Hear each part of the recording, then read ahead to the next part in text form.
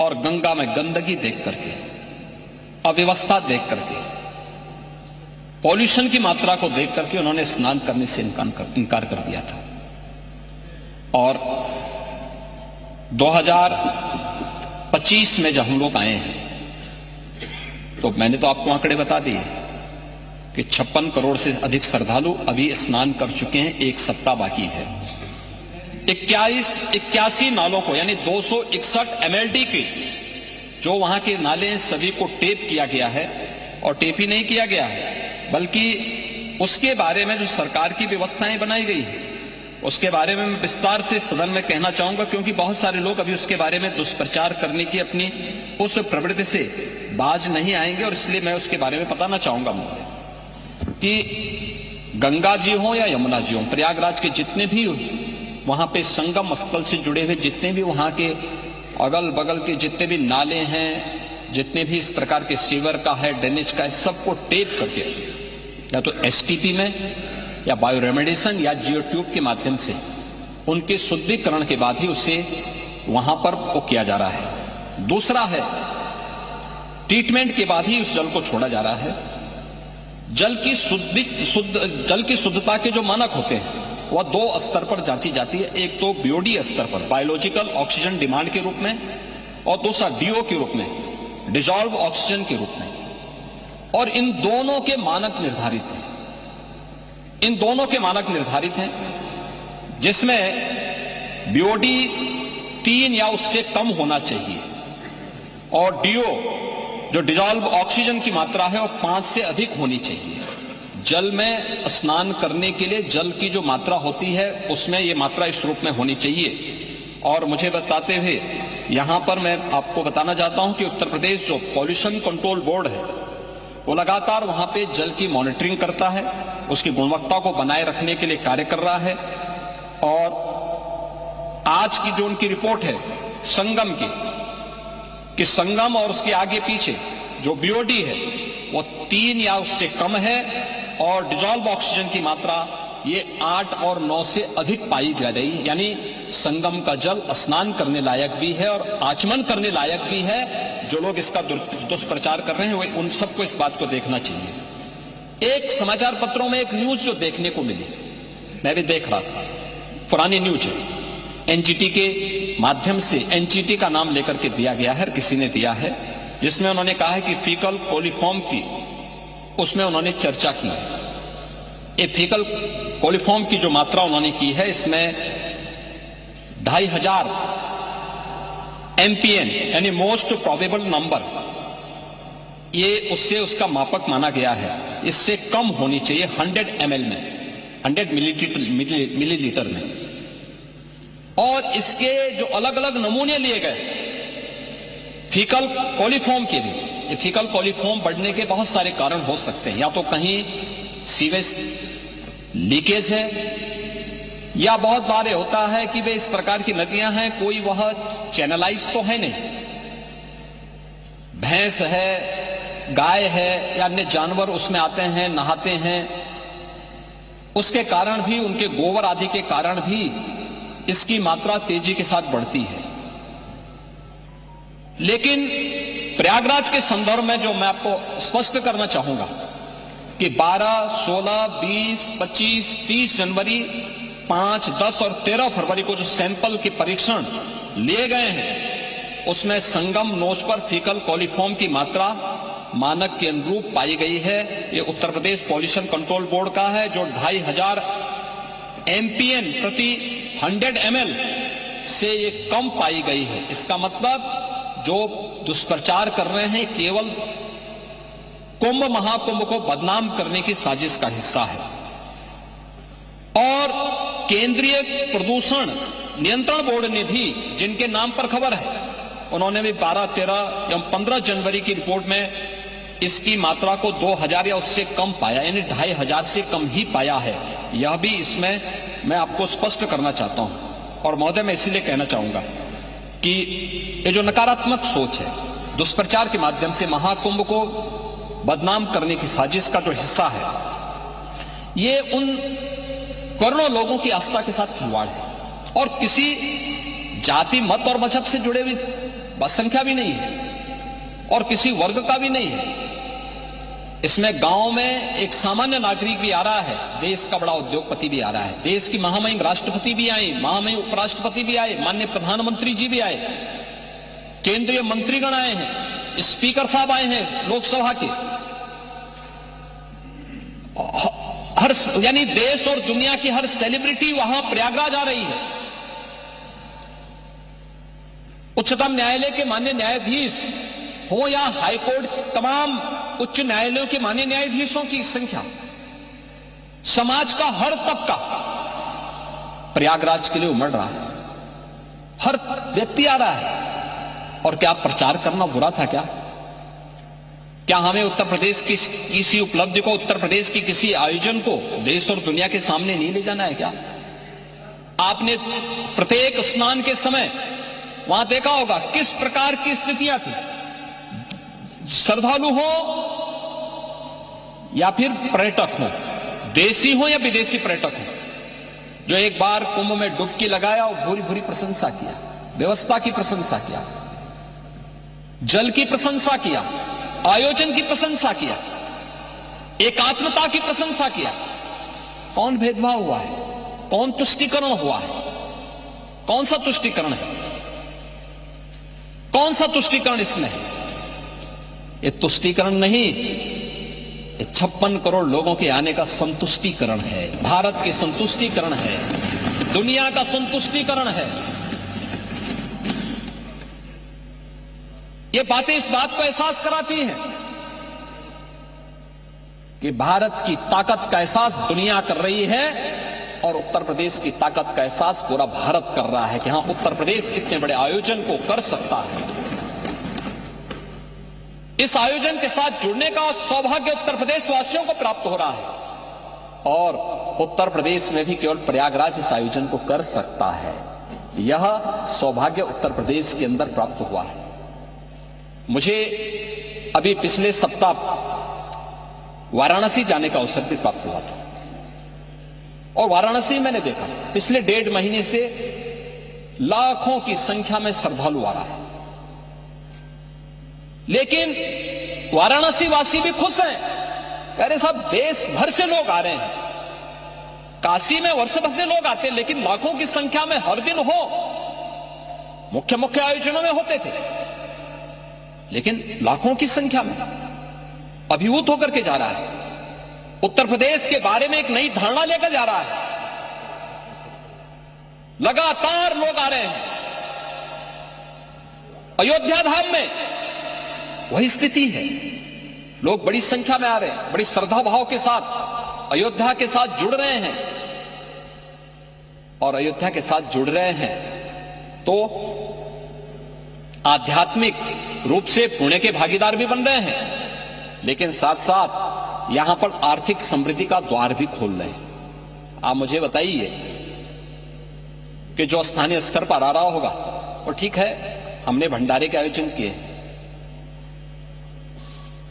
पांडे जी, मैं एक बात बताना चाहूंगा, आपके माननीय सदस्य कह रहे थे कि लोग भूखे रहे। ये हिंदुस्तान है, सनातन धर्म के आयोजन में कोई भूखों नहीं रहता है, कोई भूखों नहीं रहता है। हम मां अन्नपूर्णा की पूजा करते हैं और इसीलिए पूजा करते हैं कि वह हमें इतनी सामर्थ्य दे कि हम दोस्तों को भी खिला सके। और यही हुआ है, प्रयागराज महाकुंभ में जो आया वो भूखों नहीं गया है। वाराणसी में सेवा चल रही है, अयोध्या में सेवा चल रही है, प्रयागराज में सेवा चल रही है और प्रयागराज, अयोध्या, काशी, इन तीनों ने अतिथि देवो भव का जो सबसे उत्तम उदाहरण हो सकता है वह भी प्रस्तुत किया है। लेकिन जो लोग दुष्प्रचार कर रहे हैं उनकी इस नकारात्मक राजनीति से वे अपना नुकसान पहुंचा रहे हैं। वे प्रदेश का हित नहीं कर रहे हैं, देश का हित भी नहीं कर रहे हैं। ये जो जनता जनार्दन संतुष्टिकरण के मार्ग से आगे बढ़ चुकी है वह इस नकारात्मक राजनीति को पसंद करने को तैयार नहीं है। तमाम दुष्प्रचार के बावजूद भी जनता मानने को तैयार नहीं है। आप देख रहे होंगे व्यवस्था करने में हमें कठिनाई हो रही है। लाइन लगी है, लोग हर व्यक्ति आना चाहता है और उन सबका हम स्वागत भी करेंगे। हम व्यवस्थाएं दे रहे हैं, हर प्रकार का प्रयास कर रहे हैं अपने स्तर पर, लेकिन आप दूसरों को उपदेश दे रहे हैं लेकिन चुपचाप स्नान करके चले आ रहे हैं। ये बड़ी विडंबना वाली स्थिति है। और अच्छा होता पूरे समाजवादी परिवार को लेके गए होते, आगे पीछे चच्चों को भी लेके चले गए होते, तो कम से कम 2013 में तो मैं उनकी मजबूरी मान सकता था, कम से कम 2025 में तो करवा करके पुणे के भागीदार बना देते। लेकिन आपने आज भी उनको पुणे का भागीदार बनने से वंचित कर दिया। देखिए, भतीजे चले गए, चच्चू फिर वही का ठगा ठगा ठगा का ठगा रहता अपने आप बैठ करते हैं। नहीं, आप चलिए ना, एक दिन चच्चू को लेके जाइए, पानी जी आप जाइए, मल्होत्रा जी को भी लेके जाइए, आगे पीछे लोग चलेंगे, आपके साथ जाएंगे, बड़ी शोभा है। हाँ, आज देखे, अच्छा, बहुत सुंदर, नहीं होना चाहिए। आप जाएंगे तो आप बहुत सारी अच्छी चीजें वहां देख करके भी आएंगे और आप वहां बताएंगे भी। महोदय, कुंभ की मेले की व्यवस्था के लिए केंद्र और राज्य सरकार ने, यानी जो डबल इंजन की सरकार है, इसने कुल 7,500 के आसपास रुपया खर्च किया है। इसमें कुंभ के आयोजन के लिए कुल 1500 करोड़ खर्च हुए हैं, शेष प्रयागराज और उसके आसपास के इंफ्रास्ट्रक्चर के लिए। 9 रेलवे स्टेशन के सुंदरीकरण हुए हैं, उसका विस्तार हुआ है, उसमें होल्डिंग एरिया बनाए गए हैं। प्रयागराज का जो सिविल टर्मिनल है उसका विस्तारीकरण हुआ है, जहां पे पहले केवल 2 एरोड्रम थे, आज वहां पर 6 ऐसे एरोड्रम बनाए गए हैं जिसके माध्यम से आप 6 एरोप्लेन को एक साथ वहां पे खड़ा कर सकते हैं। और पार्किंग का काफी स्पेस दिया है। और मुझे बताते हुए प्रसन्नता है कि पूरे महाआयोजन के दौरान, यानी कोई कल्पना नहीं करेगा कि अब तक 750 से अधिक फ्लाइट, रेगुलर और चार्टर्ड प्लेन वहां पर उतर चुके हैं। यानी ये उत्तर प्रदेश की 3000 से अधिक ट्रेन भारतीय रेल ने चलाए हैं। और सचमुच भारतीय रेल का कार्य बहुत अभिनंदनीय रहा। बेहतर कोऑर्डिनेशन के माध्यम से माननीय रेल मंत्री स्वयं कोऑर्डिनेशन के साथ स्वयं जुड़े थे, लगातार मेरी उनके साथ बातचीत हो रही थी। रेलवे बोर्ड के अध्यक्षों या रेलवे के महाप्रबंधक या डीआरएम, अन्य स्तर के सभी अधिकारीगण पूरी तत्परता के साथ इस पूरे आयोजन के साथ और लाखों की संख्या में जितनी ट्रेन मेला स्पेशल चलाने की आवश्यकता पड़ी प्रयागराज से उनके गंतव्य तक पहुंचाने के लिए, उन्होंने पूरा सहयोग इसमें किया है, जिससे आयोजन इतनी भव्यता के साथ, इतने दिव्यता के साथ आगे बढ़ पाया है। और इसको हम इस रूप में आगे बढ़ाने का काम कर पाए हैं। और सबके प्रयास लोकल प्रशासन के साथ मिलकर के कार्य आगे बढ़ाए गए हैं। मैं जो व्यवस्था के बारे में कर रहा था कि टेंटेज की जो व्यवस्था वहां पर की गई, आपने देखा होगा कि वहां पर जो व्यवस्थाएं थी इससे पहले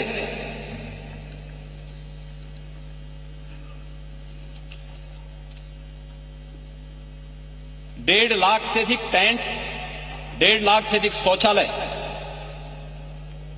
लगभग 500 किलोमीटर के चेकर्ड प्लेट, 30 पांटून ब्रिज, 2000 से अधिक चेंजिंग रूम, 67,000 बिजली के पोल और street light, 125 ambulance, 7 river ambulance, 1 air ambulance, स्वच्छता के लिए 20,000 से अधिक सफाई जो कार्मिक हैं, ये सभी वहां पर लगाए गए हैं। टॉयलेट की सफाई की मॉनिटरिंग के लिए यहां पे गंगा दूत 2,500 गंगा दूत लगाए गए हैं। घाट प्रबंधन के लिए भी सहयोग करने के लिए 5,000 कुंभ सेवा मित्र लगाए गए हैं। 10,000 अन्य कर्मचारियों को भी इस पूरी व्यवस्था के साथ जोड़ा गया है और लगभग पूरी व्यवस्था में सुरक्षा के लिए यातायात प्रबंधन के लिए उत्तर प्रदेश सरकार के 75,000 से अधिक पुलिस अधिकारी, प्रशासनिक अधिकारी, कार्मिक, पुलिस कार्मिक और अन्य लोगों को इस पूरी व्यवस्था के साथ वहां पे जोड़ा गया है। 2700 से अधिक सीसीटीवी कैमरे, 20 ड्रोन कैमरे और 6 लाख वाहन पार्किंग की व्यवस्था, जो मैंने आपको बताया कि 5,000 एकड़ से अधिक क्षेत्रफल में हमने केवल पार्किंग की व्यवस्था की है। इसके अलावा शुद्ध पेयजल की आपूर्ति के लिए 1250 किलोमीटर की पाइपलाइन भी वहां बिछाई गई। इसके अलावा अन्य तमाम प्रकार के कार्यक्रम, फायर सेफ्टी का हो, जल पुलिस का एक नया बेड़ा एसडीआरएफ के माध्यम से जल पुलिस को वहां पे प्राप्त हुआ है, जहां पे कुंभ के आयोजन के दौरान कोई भी ऐसी दुर्घटना को रोकने के लिए कार्य हो सके। सिंगल यूज प्लास्टिक को वहां पे रोकने का पूरा प्रयास किया गया है और अन्य तमाम प्रकार के आयोजन के साथ ही कुंभ आयोजन में पहली बार आर्टिफिशियल इंटेलिजेंस का चैटबॉट का भी प्रयोग किया गया है, जिसके माध्यम से कुंभ सहायक चैटबॉट 11 भाषाओं में संवाद की एक सुविधा भी उपलब्ध करवाई गई, जिसका आप इस सदन में विरोध कर रहे हैं। कुंभ में कितना लोकप्रिय है उसके बारे में आप कभी मैं इसके बारे में बताऊंगा। और गूगल के साथ एमओयू हुआ है, जिसमें सेक्टर के रास्ते हों या सांस्कृतिक कार्यक्रमों का पता लगाने, इन सब की सुविधा भी वहां पर की गई है। इसके साथ ही क्यूआर कोड जारी किए गए हैं। किसी को कोई परेशानी होती है तो उसके माध्यम से वह अपने गंतव्य तक पहुंचने में सफल हो सके, इसके लिए यह व्यवस्था भी दी गई है। और डिजिटल एक्सपीरियंस सेंटर भी बनाया गया। महाकुंभ से जुड़े हुए एक डिजिटल कुंभ एक्सपीरियंस सेंटर को भी वहां तैयार किया गया है।